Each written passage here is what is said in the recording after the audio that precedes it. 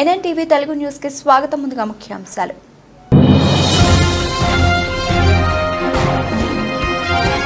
BJP అభ్యర్థి సీతారాం నాయక్ నే భారీ మెజార్టీతో గెలిపించండి పిలుపునిచ్చిన కేంద్ర మంత్రి రిజిజు.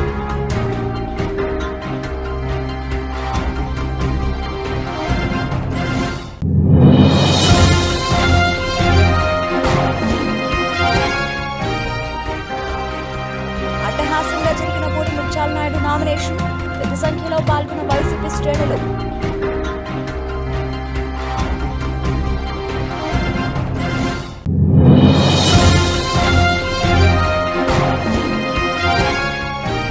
అట్టహాసంగా సాగిన విశాఖ పార్లమెంటు కూటమి అభ్యర్థి భారత్ నామినేషన్ జనజాతరను తలపించిన నామినేషన్ ర్యాలీ.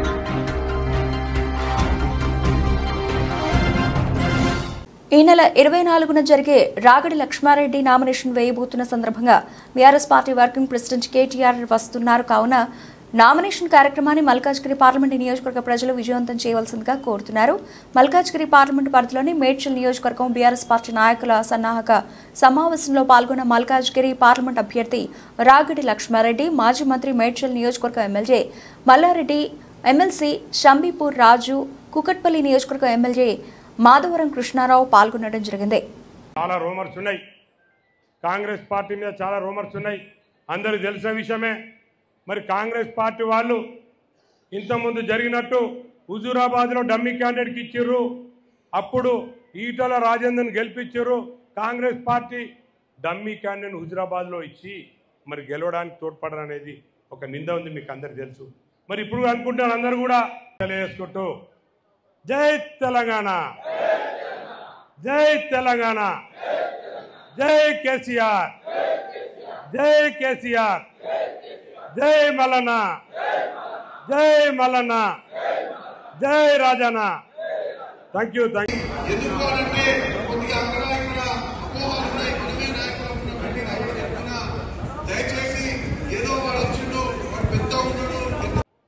ఇక ఇంకో విషయానికి వద్దాం. మరి వాళ్ళ విషయం గురించి మనకు తెలుసు. ఆ అక్క చిన్న హెలికాప్టర్ కొనుక్కుందంట, సునీతక్క. హాయ్ హాయ్ అనుకుంటూ వస్తుందంట అక్క. మళ్ళీ సేమ్ ఆయనలాగానే ఒక్కసారి వచ్చి ఆయన ఇంతకుముందు రేవంత్ రెడ్డి వచ్చి అందరికి వచ్చి మాయమాటలు చెప్పి. మహబూబాబాద్ లోక్సభ బీజేపీ అభ్యర్థి ప్రొఫెసర్ సీతారాం నాయక్ను గెలిపించాలని, ఈ ప్రాంతంలో ఫుడ్ ప్రాసెసింగ్ పరిశ్రమలు నెలకొల్పి నిరుద్యోగ యువతకు ఉపాధి కల్పిస్తామని కేంద్ర న్యాయ, ఫుడ్ ప్రాసెసింగ్ శాఖ మంత్రి కిరణ్ రిజిజు అన్నారు.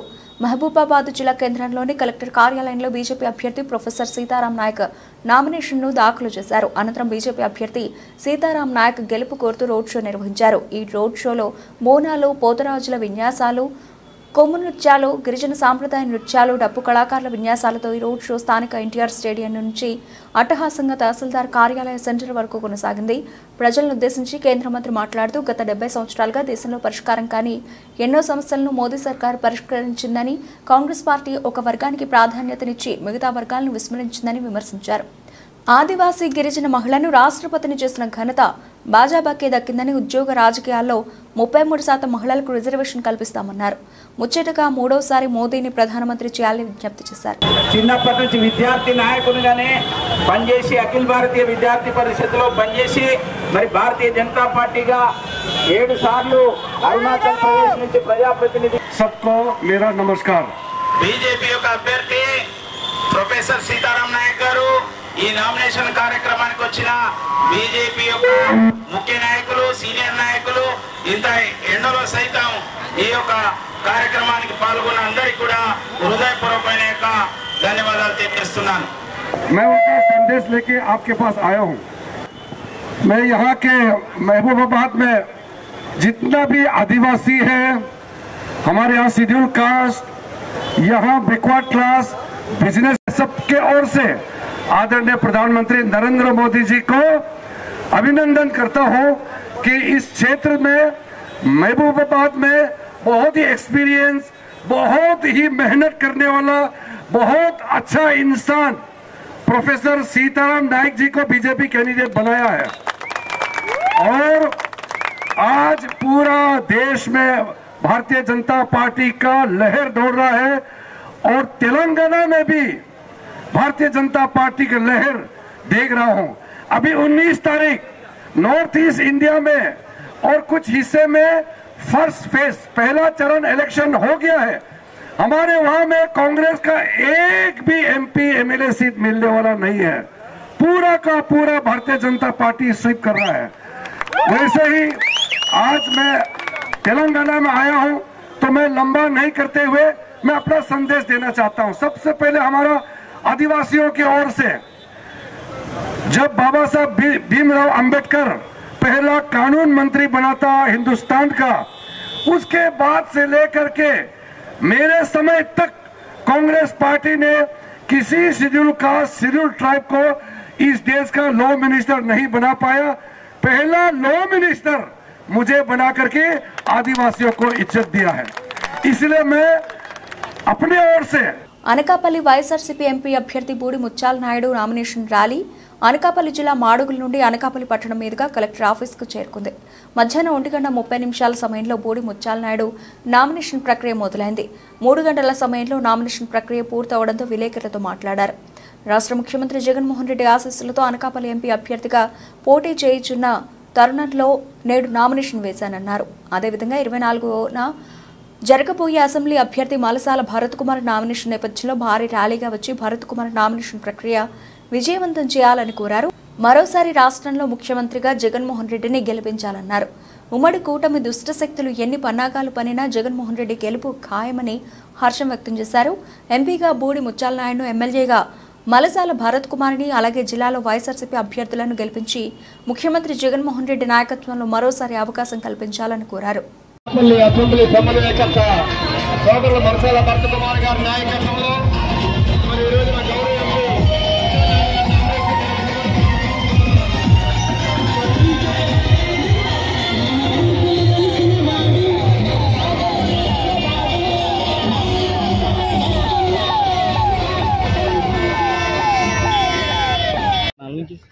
22/4/2024 వైఎస్ఆర్ పార్టీ అనకాపల్లి పార్లమెంట్ అభ్యర్థిగా ఈరోజు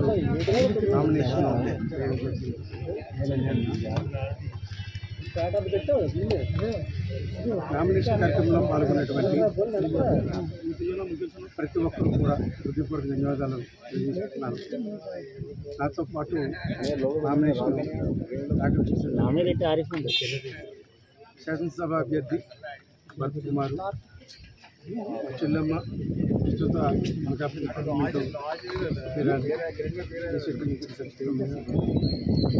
మిగిలినటువంటి జనప్రతినిధులు, ఎంపీలు, పార్టీ క్యాడరు, వైఎస్ఆర్ పార్టీ కుటుంబ సభ్యులు అందరూ కూడా ఈ కార్యక్రమాన్ని విజయవంతం చేయడానికి, నామినేషన్ ప్రక్రియ ప్రశాసంగా జరిగేదానికి అందరూ కూడా ఉదయం నుంచి కూడా ఈ భారత్ జై భారత్ శ్రీ భారత్ ఈ పేరు విశాఖలో సోమవారం నగరంలో మార్మోగింది.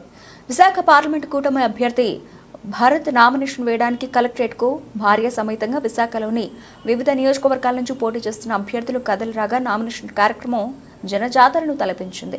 తెలుగుదేశం, జనసేన, బీజేపీ కార్యకర్తల అభిమానులు భారీగా తరలి రావడంతో నగర వీధులు జనసంద్రాన్ని తలపించాయి.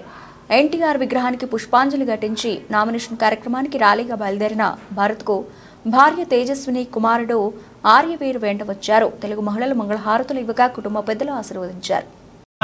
ఆటోలు పక్కన పెట్టిస్తే వెళ్ళిపోతాం.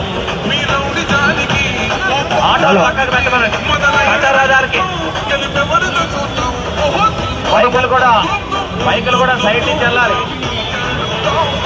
మన ముందున్న ప్రచార ఆటోలు దయచేసి మీరు సైడ్ ఇవ్వాలి. ట్రాఫిక్ అవుతుంది. మన ముందున్న ప్రచార ఆటోలు, మన ఆటోలన్నీ సైడ్ ఇస్తే మీడియా వెహికల్, కార్ వెహికల్ ముందుకెళ్తుంది, లేట్ అవుతుంది. ముందుకెళ్ళాలి.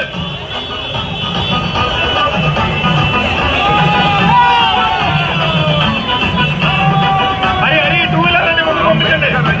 హలో మూసేయాలి, ట్రాఫిక్ మూసేయాలి. మీరు కార్ వెహికల్ పక్కన టూ వీలర్ ముందుకెళ్ళిపోతారు.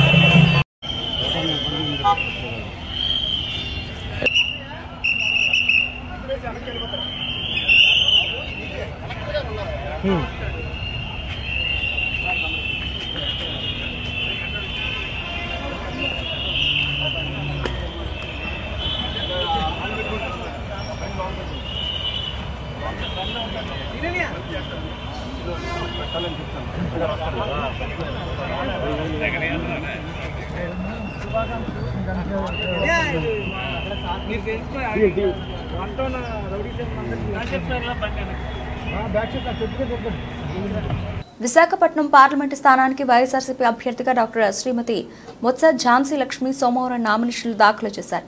జిల్లా కలెక్టర్ ఎన్నికల రిటర్నింగ్ అధికారి డాక్టర్ ఏ మల్లికార్జునకు ఆమె తన నామినేషన్లను అందజేశారు. ఝాన్సీ లక్ష్మి నామ పత్రాలను విశాఖ మేయర్ గొలగాని హరి వెంకట కుమారి, జామి జెడ్పీటీసీ గొర్ల సరయు ప్రతిపాదించారు. ఝాన్సీ లక్ష్మి వెంట రాష్ట్ర విద్యాశాఖ మంత్రి బొత్స సత్యనారాయణ, ఆయన కుటుంబ సభ్యులు, Uttarandhra coordinator YV Subbareddy, MLA అభ్యర్థులు పాల్గొన్నారు.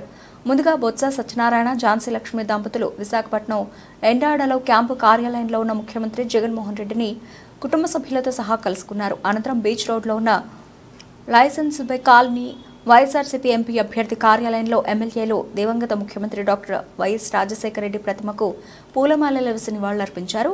మధ్యాహ్నం 1 గంటకు UDA park YMCA RK beach coastal battery మీదుగా జిల్లా కలెక్టరేట్ కార్యాలయానికి వైఎస్ఆర్సీపీ శ్రేణులంతా కదిలి వెళ్లారు. ఆయన అడుగుపెట్టారు జగన్మోహన్ రెడ్డి గారు. మొన్న అనకాపల్లిలో బహిరంగ సభను మనం చూసాం. లక్షలాదిగా జనం సాక్షాత్తు మా నాయకుడు జగన్మోహన్ రెడ్డి గారు చెప్పారు, ఓ పక్క సముద్రం, ఓ పక్క జన సముద్రం, ఓ పక్క సముద్రం, ఓ పక్క జన సముద్రం. అదే రీతిగా నిన్న విశాఖపట్నంలో ఆయన వచ్చి 4 నియోజకవర్గాలను చుట్టుముట్టారు. ప్రజలకు అభివృద్ధి చేసుకుంటూ స్వచ్ఛందంగా ఎక్కడికక్కడే ప్రజలు పరిగెత్తుకుంటే తరలి వచ్చి ఏదో ఇవాళ పత్రికలో చూశాను, ఏదో తీసుకొచ్చారు ఇంట్లో ఉన్న వాళ్ళని, మేము బిల్డింగ్లో ఉన్న వాళ్ళని, లేకపోతే ఇంట్లో పరిగెపెడుతూ వస్తున్న వాళ్ళని మోసుకొచ్చారా? కాదు కదా. వాళ్ళు అపార్థం చేయమని కాదు కదా.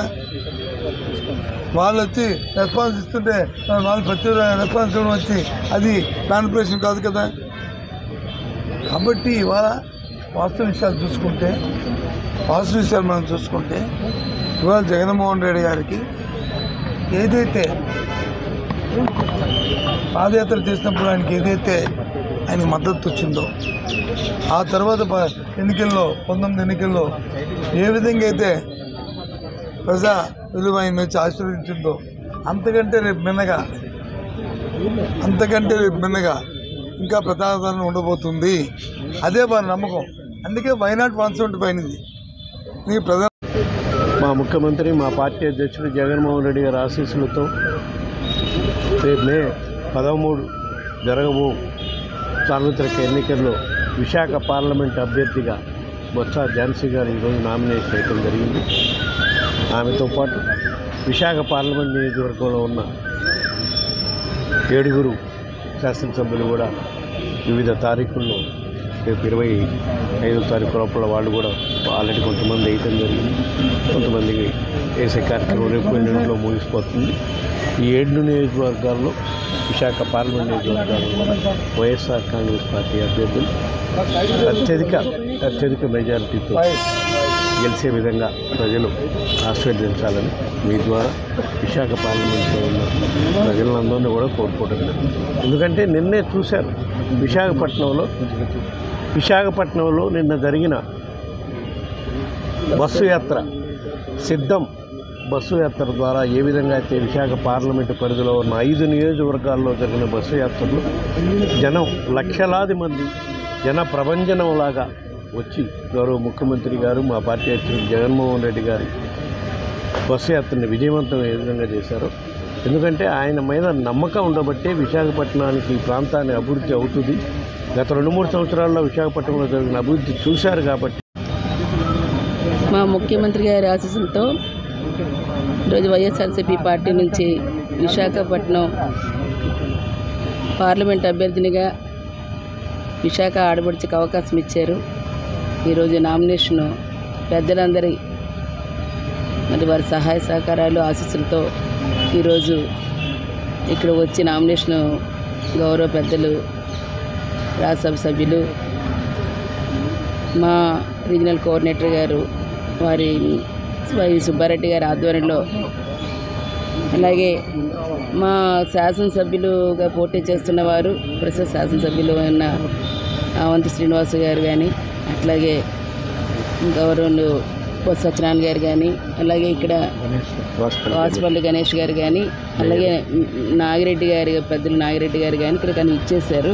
వారు కూడా వచ్చారు. మా మేయర్ గారు ప్రథమ పౌరాలు విశాఖపట్నం మరి వారు వెంకట కుమారి గారు వీరందరి ఆధ్వర్యంలో ఈరోజు నామినేషన్ ఇవ్వటం జరిగింది. ఏదైతే ఇవాళ ప్రజలకు ఒక్కటే జగనన్న చెప్పినది, ఏదైతే ఒక మంచి జరిగిందని మీ కుటుంబాలు అనుకుంటే నాకు ఓటు ఇవ్వండి అని. ఈరోజు నిన్న జరిగిన బస్సు యాత్రలో విశేష అపూర్వ ప్రజాదరణ ఎక్కడ చూసినా సరే ఈరోజు తరలి వచ్చిన అటువంటి ఒక మహిళగా అవకాశం ఇచ్చి ఈరోజు స్థానికురాలికి అవకాశం ఇచ్చిన జగనన్నకి మరి ఈరోజు ఖచ్చితంగా ఇక్కడ మేమంతా సిద్ధం పేరిట సీఎం జగన్ చేపట్టిన బస్సు యాత్ర విశాఖపట్నంలో ఉత్సాహంగా సాగింది. జననేతకు సాగర నగరం ఘన స్వాగతం పలికింది. మహా విశాఖ చరిత్రలో కనీవిని ఎరుగని రీతిలో మేమంతా సిద్ధం బస్సు యాత్ర వేపగుండ జంక్షన్ నుంచి గోపాలపట్నం, ఎన్ఏడి జంక్షన్, కంచరపాలెం, అక్కయ్యపాలెం, మద్దిపాలెం మీదుగా ఎండాడ వరకు సాగింది. దారి పొడవున అక్క చెల్లెమ్మలు, హారతులు, చిన్నారులు, కోలాటాలు, యువకులు, డ్యాన్సులు, తీన్మార్ స్టెప్పులతో సీఎం జగన్ కు సాదర స్వాగతం పలికారు. అభిమానుల కోలాహలం మధ్య ముఖ్యమంత్రి జగన్ చేపట్టిన మేమంతా సిద్ధం బస్సు యాత్ర 20వ రోజు ఆదివారం గ్రేటర్ విశాఖలో అపూర్వ రీతిలో సాగింది. చిన్నయపాలెం నైట్ స్టే క్యాంపు వద్ద సీఎం జగన్ను చూసేందుకు స్థానికులు, అనకాపల్లి జిల్లా వాసులు ఉదయం నుంచే పెద్ద ఎత్తున తరలి రావడంతో పరిసరాలు కోలాహలంగా మారిపోయాయి. పలువురు పార్టీ నేతలు సీఎం జగన్ను శిబిరం వద్ద కలిశారు. చిన్నయపాలెం వద్ద ఉదయం 10:30 సమయంలో ప్రారంభమైన బస్సు యాత్ర పెందుర్తి నియోజకవర్గంలోని పెనగాడి, రాంపురం, చింతల అగ్రహారం, లక్ష్మీపురం, వరలక్ష్మీనగర్, వేపగుంట మీదుగా గోపాలపట్నం వరకు సాగింది. అడుగడుగునా ప్రజల బ్రహ్మరథం పట్టారు. దారి పొడవునా అక్క చెల్లెమ్మలు హారతులిచ్చారు.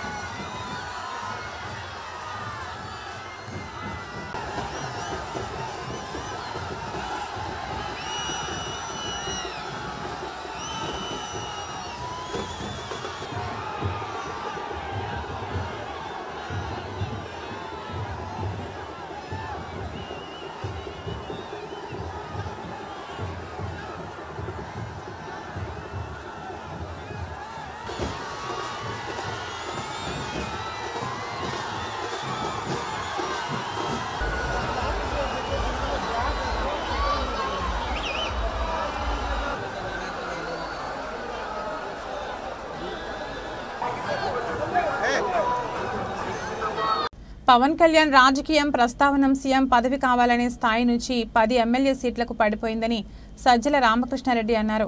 పార్టీ కార్యాలయంలో మీడియాతో సజ్జల మాట్లాడుతూ రాష్ట్రంలో ప్రతిపక్షాలు పొత్తు ధర్మం ఇదేనా? టీడీపీ నేతలనే ఇతర పార్టీలోకి పంపించి టికెట్లు ఇవ్వడమే పొత్తా? 2.5 ఏళ్లు సీఎం పదవి కావాలన్న అజెండాతో మొదలైన టీడీపీ జనసేన పొత్తు చివరికి 21 ఎమ్మెల్యే సీట్లు తీసుకునే పరిస్థితికి పడిపోయిందని అన్నారు. వీటిలో 10 నుంచి 12 సీట్లలో టీడీపీ నుంచి జనసేనలో చేరిన నేతలే పోటీ చేస్తున్నారు. ఈ పొత్తులో పవన్ కళ్యాణ్ తమ వాళ్లకు 10 సీట్లు మాత్రమే తెచ్చుకోగలిగారు. ఇది ఎలాంటి పొత్తో ప్రజలు అర్థం చేసుకోగలరని రామకృష్ణారెడ్డి అన్నారు. ముందు ఒకరోజు జనసేనలో ఉన్నట్టున్నాడు అనమాట. ఆ తర్వాత ఎప్పుడైతే బీజేపీకి తిరుపతి టికెట్ అంటే తనని తీసుకెళ్లి బీజేపీ కండువా వేసి టికెట్ ఫైనలైజ్ చేసినట్టు నాకు గుర్తు. అంటే దానికి కూడా బీజేపీ కూడా ఈ వాత పడింది ఆల్రెడీ. ఇప్పుడు అనపర్తిది తాజాగా టీడీపీ క్యాండిడేట్ను బీజేపీ కండువా వేసి బీజేపీ తీస్తారని అంటున్నారు. అంటే ఒక పార్టీ తరఫున నాయకులుగా ఉన్నవాళ్ళు ఆ పార్టీ నుంచి ఇంకో పార్టీలోకి డిఫెక్ట్ అయ్యి టికెట్ తీసుకోవడం ఒక ఎత్తు అయితే, కూటమిలో ఉంటామని చెప్పి మిత్రులుగా ఉన్నామని చెప్పి పార్టీకి పేరుకు టికెట్ ఇచ్చినట్టించి మన వాళ్ళనే తీసుకెళ్లి దాంట్లో కండువా వేస్తే ఇంకా దానికి ఏం పవిత్రత, ఏం శాంక్టిటీ ఉన్నట్టు?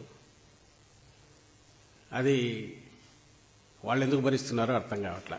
మరి చంద్రబాబు ఆకర్షణ శక్తి, ఆ మెస్మరిజం ఏముందో తెలియట్లే. కానీ ఆ పార్టీ జనసేన అనే పార్టీ ఒక్కసారి అందరూ మర్చిపోవాలని చంద్రబాబు గారు కోరుకుంటున్నా అందరూ గుర్తు చేసుకోవడం అవసరం. పవన్ కళ్యాణ్ గారికి ముఖ్యమంత్రి పదవి కనీసం 2 ఏళ్లు ఇవ్వాలని ఆయన పిలుచుకునే ముద్దుగా జన సైనికులు, వీర మహిళలు వాళ్ళందరి కోరిక అయితే, అలాగే కాపు నాయకులందరి కోరిక అయితే, ఆ 2-2.5 ఏళ్ళు అదిపోయి ఆఖరుకు అందుకు అవసరమైన 40-50 సీట్లు అంటే అవి పక్కకు పోయి ఆఖరికి అవి 24 సీట్లని, ఆ 24 సీట్లు కాస్త మళ్ళీ ఆఖరికి 24 అనౌన్స్ చేశారు. దాని ఇంటర్ప్రిటేషన్ కూడా ఇచ్చిన తర్వాత ఎగ్జాక్ట్ బీజేపీ మళ్ళీ వచ్చి ఫైనల్ కూటమి షేప్ తీసుకునే టైంకి అది 21కి పడి, 21లో కనీసం 10-12 మంది పైగా, సగం మంది పైగా అసలు ఆ పార్టీలో ఇన్నాళ్ళు లేని వాళ్ళు లేదు, ఒక 3-4, 5 ఆఖరి నిమిషంలో టీడీపీ నుంచి యువతలకు తెచ్చిపెట్టిన వాళ్ళు. అంటే ఎఫెక్టివ్గా జనసేనకు చంద్రబాబు నాయుడు ఇచ్చింది 10 సీట్లు. ముఖ్యమంత్రి జగన్మోహన్ రెడ్డి పట్ల ప్రజల్లో విపరీతమైన నమ్మకం ఉందని, ఆ నమ్మకమే తనను పిఠాపురం నియోజకవర్గ ఎమ్మెల్యేగా గెలిపిస్తుందని Kakinada sitting MP, Pithapuram MLA YCP అభ్యర్థి వంగ గీతా విశ్వనాథ్ పేర్కొన్నారు. శాసనసభ ఎన్నికల నేపథ్యంలో పురస్కరించుకుని పిఠాపురం ఎమ్మెల్యే అభ్యర్థిగా వైసీపీ తరపున వంగ గీతా విశ్వనాథ్ అట్టహాసంగా నామినేషన్ దాఖలు చేశారు. ఇందులో భాగంగా పిఠాపురం మహారాజా కోటలో గల వైసీపీ కార్యాలయం నుండి Pithapuram sitting MLA Pendem Dorababu, YCP Kakinada MP అభ్యర్థి చలమలశెట్టి సునీల్, భారీగా తరలివచ్చిన వైసీపీ నాయకులు, కార్యకర్తలు, అభిమానులతో కలిసి వంగ గీతా విశ్వనాథ్ తన నామినేషన్ దాఖలు చేయడానికి ర్యాలీగా బయలుదేరారు. Kotagummam centre, market centre, church centre, Uppada bus stand centre మీదుగా పాదగయ క్షేత్రం వరకు ఈ భారీ ర్యాలీ కొనసాగింది. దారి పొడవునా ప్రజలకు వంగ గీతా విశ్వనాథ్ అభివాదం చేశారు. అనంతరం పిఠాపురం మండల ప్రజా పరిషత్ కార్యాలయంలో పిఠాపురం ఎమ్మెల్యే అభ్యర్థిగా వైసీపీ తరపున నామినేషన్ దాఖలు చేసి ఎన్నికల రిటర్నింగ్ అధికారికి నామినేషన్ పత్రాలు అందజేశారు. ఈ సందర్భంగా వంగ గీతా విశ్వనాథ్ మీడియాతో మాట్లాడారు. ఈ కార్యక్రమంలో తదితరులు పాల్గొన్నారు.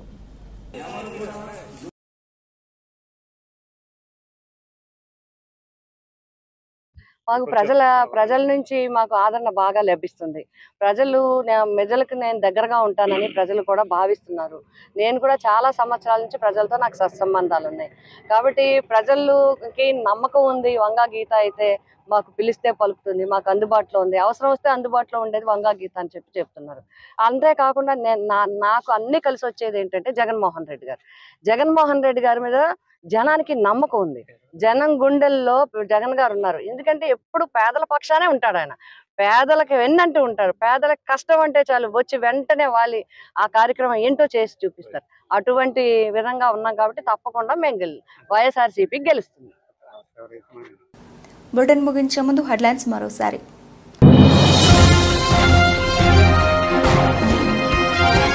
బీజేపీ అభ్యర్థి సీతారాం నాయక్నే భారీ మెజార్టీతో గెలిపించండి, పిలుపునిచ్చిన కేంద్ర మంత్రి రిజిజు.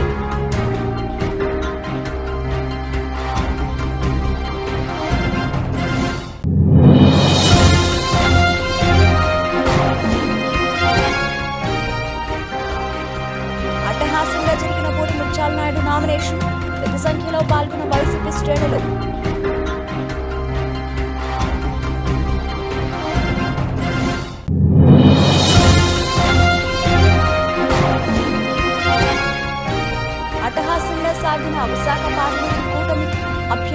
బీజేపీ నామినేషన్, జనజాతరను తలపించిన నామినేషన్ ర్యాలీ.